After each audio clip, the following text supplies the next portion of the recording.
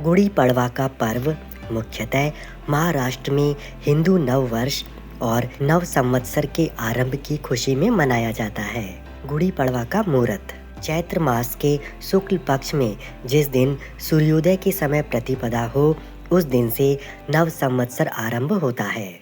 यदि प्रतिपदा 2 दिन सूर्योदय के समय पड़ रही हो तो पहले दिन ही गुड़ी पड़वा मनाते हैं।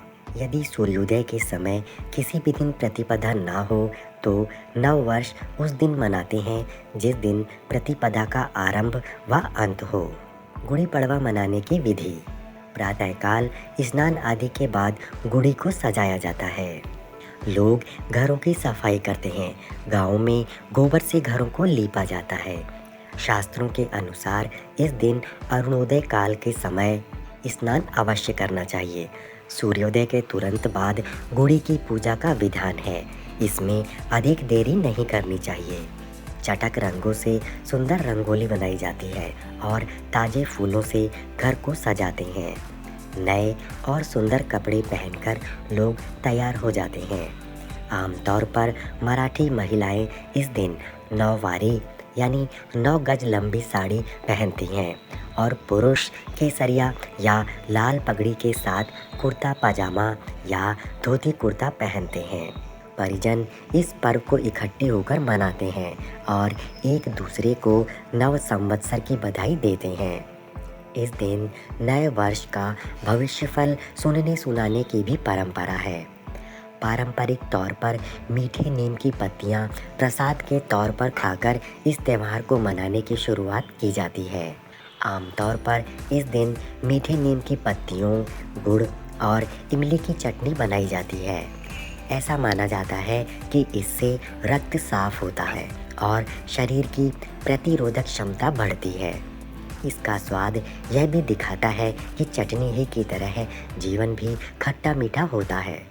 गुड़ी पड़वा पर श्रीखंड, पूरन पोली, खीर आदि पकवान बनाए जाते हैं। शाम के समय लोग लेजिम नामक पारंपरिक नृत्य भी करते हैं। इस दिन महाराष्ट्र में लोग गुड़ी लगाते हैं, इसलिए यह पर्व गुड़ी पड़वा कहलाता है। गुड़ी लगाने के लिए एक बांस लेकर उसके ऊपर चांदी, तांबे या पीतल का उल्टा कलश रखा जाता है और सुंदर कपड़े से इसे सजाया जाता है। आमतौर पर यह कपड़ा केसरिया रंग का और रेशम का होता है।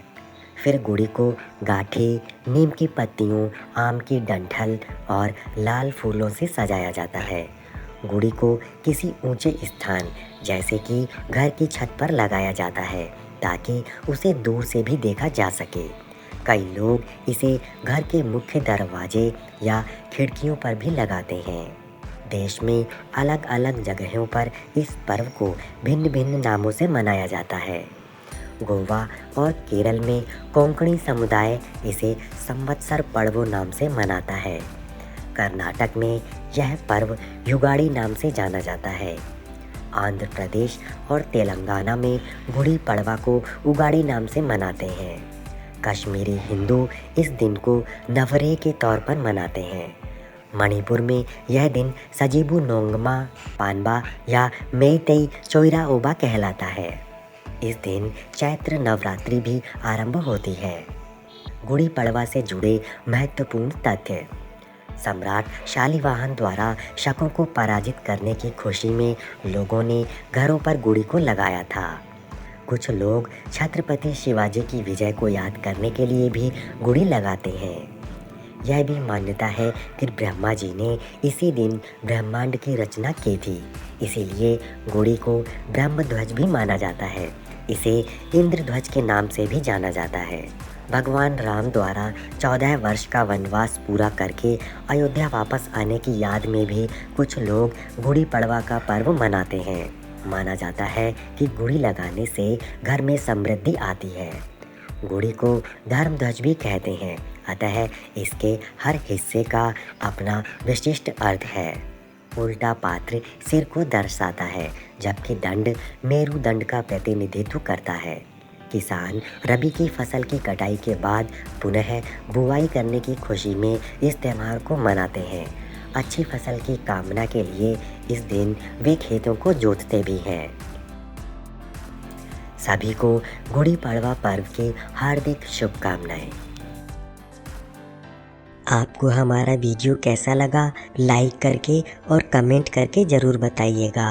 अगर आपको वीडियो पसंद आ रहा है तो प्लीज़ इसे शेयर अवश्य कीजिए और आप हमारे चैनल को सब्सक्राइब भी कर लीजिए और बेल आइकन पर ऑल प्रेस कर लें। इससे हमारे सभी वीडियो का नोटिफिकेशन आपको मिल जाएगा।